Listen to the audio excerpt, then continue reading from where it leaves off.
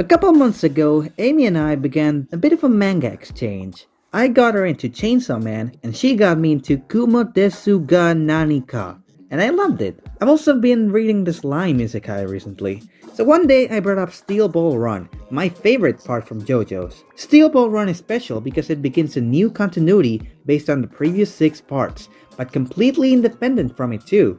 Think if the Great Ace Attorney happened in a different timeline to the rest of the games. She wasn't against it, just not very confident either. So I did try to nudge people in the server towards SBR with some artwork and whatnot. Later, I pitched the idea of repeating this process, recreating a bit of the manga's intro scene using RP characters, kinda like a stage play, with design similar to this one. To be fair, I now realize it was a bit of a meh idea. I'm not salty about it being turned down, but I feel like I lost some of Amy's interest in the process, and I want to win it back. So here I am, cowboy-style redemption burger in hand, ready to gain back your approval. I turned a bunch of SBR stands into RPS characters, and I'm here to show the results.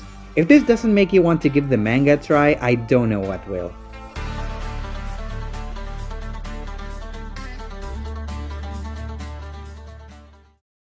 Right off the bat, we have Tusk. Not the first stand chronologically, but still a good starting point due to how simple it is. I should probably explain my methodology here. For each stand, I take an RP character as a base and combine their features.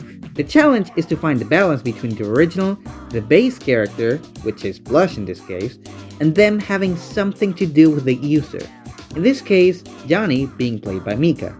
Blush doesn't have much of a connection to Mika, but at least still allowed for minimal changes to the original.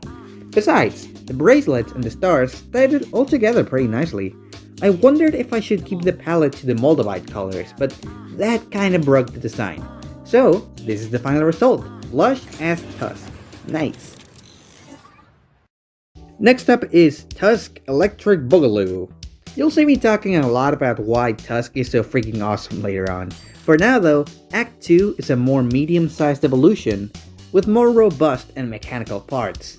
So naturally, if this is still part of Mika's gender-bending quest, it has to be a Wobbuffet.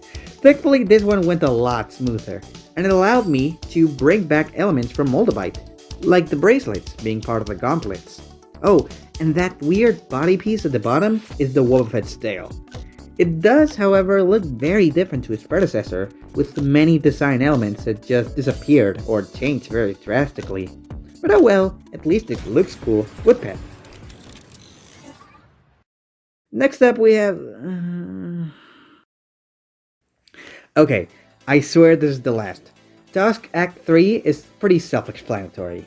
Still very mechanic-y, a lot chunkier, and now featuring that weird disc thingy that Machamp has. I hate that you've now given me the vision that those 3 little discs are removable and they're just like toast. Consider Machamp toaster. I didn't want to repeat myself and do Moldavite, so instead I went with Pike. Oh, and if you thought the blush looked too different to the Wobbuffet, well congratulations, that makes 2 of us.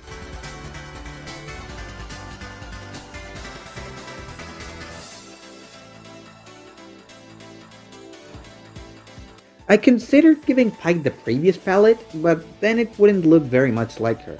Most of what makes a pair particular is their color.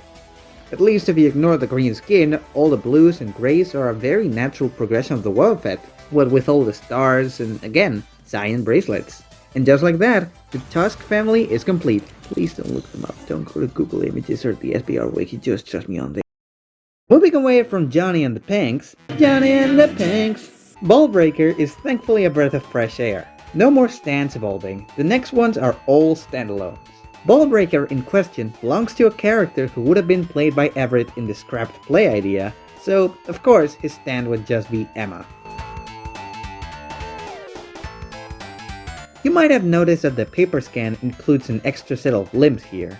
I tried the practice of dismantling the design like a figurine to make sure that each body part makes sense individually. This might have been good for the FNF mod, rest in peace. The stand is actually green, so while I didn't take away the blue headlights that everyone knows and loves, I made her body green. Eco-friendly Dash, meet your nemesis. For some extra flair, I added those funky electric effects all around the stand. I really like how it all turned out. I really like how it all, I really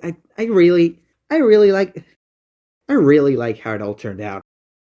This one was pretty easy. It was a scrunkly, ugly little dude, and with a simple design for this franchise's standards. I don't know what, but something about Hey Ya screams Urkel to me. I mean, he do be Urkel.